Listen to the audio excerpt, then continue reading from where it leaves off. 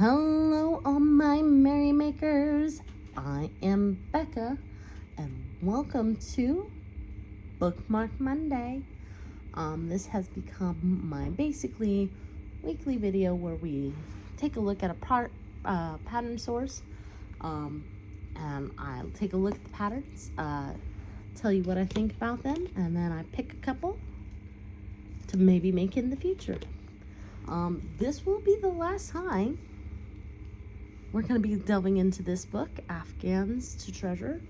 Again, if you have any suggestions or requests, like, hey, not an Afghan book, or hey, how about a knitting book? It doesn't have to be specific.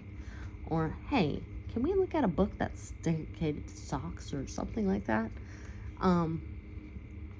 Remember, I value for your feedback.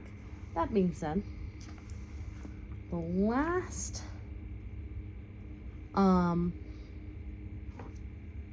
section of this book is called Traditional Classics. So we're going to go to Traditional Classics. All right.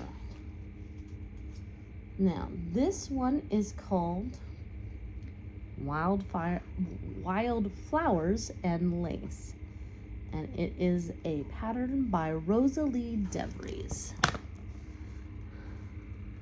That's not too bad. I mean, you guys know that I probably won't make this just again because of the holes.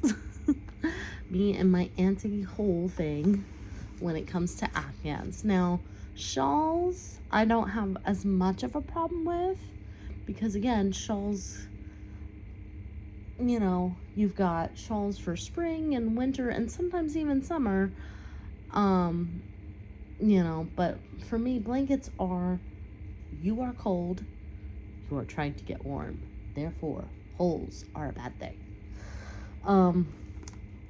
Now it does say skill level challenging as well, and so yeah, that's definitely probably one that I don't see myself making anytime soon. This is called Rail Fence 9-Patch, and it's made by Catherine Eng, E-N-G. Now that's kind of cool. It looks like a quilt to me. Now, the skill level is challenging, but however, it does say, just taking a glance here, that each block is worked individually. So, you know, I could definitely see this being a distinct possibility. I like unique looking Afghans, and you know, based on the color combinations that you came up with, you could make some very cool looking blankets with that one. So that's a definitely maybe. This one is called Traditional Textures by Ingeborg Kron. I'm going to turn this so that you can read the I hope I'm saying that right. There we go. Thank you for focusing, camera. And here is the pattern. Now, okay, call me crazy, but that looks like the same pattern, just worked in panels. So I don't know why it's called Traditional Textures plural, but you know.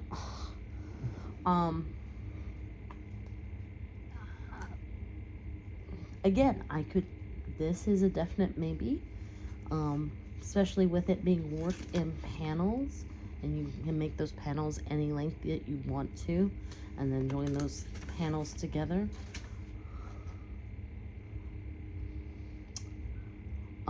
This one is called Quilted Stars. This is by Christina McNeese. I think that's a mosaic pattern. The skill level is average. I kind of do like this one because you've got almost like a grid pattern with the stars, and then the negative space makes up a square, so it's almost like a visual illusion of some sort.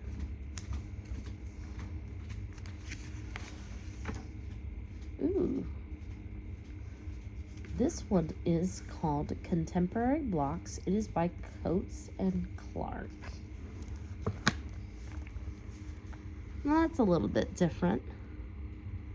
It looks like you've got two different sets of blocks going on here. You've got the blocks that are made out of different colored blocks, and then you've got the blocks that make up to a square block. And again, you can change this up however you want to.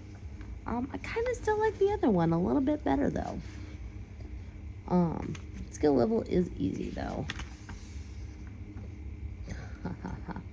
Okay. Now this one is for those of us who are really feeling like we ate our Wheaties today. This is called The Irish Fisherman, and it is by Bonnie Fridley.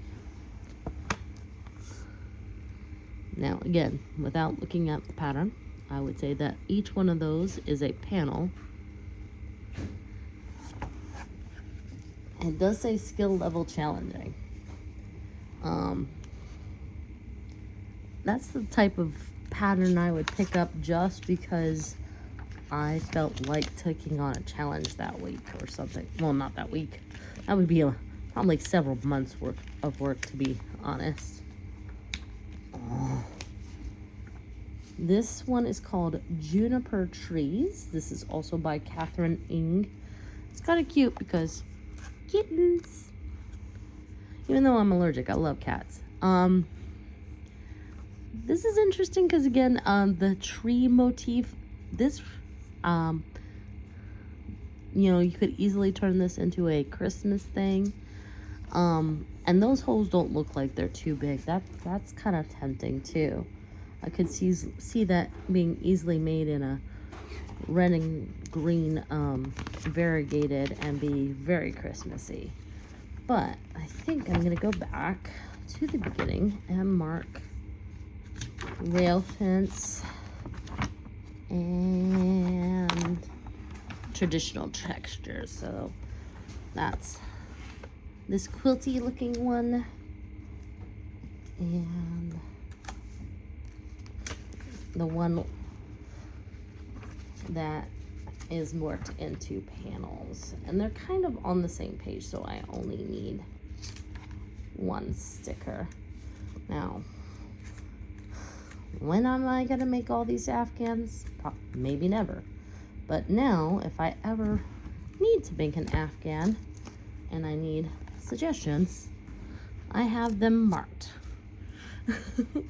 I'm really thinking about doing my Star Wars one. I think I've done my friend's one, the one with the crochet.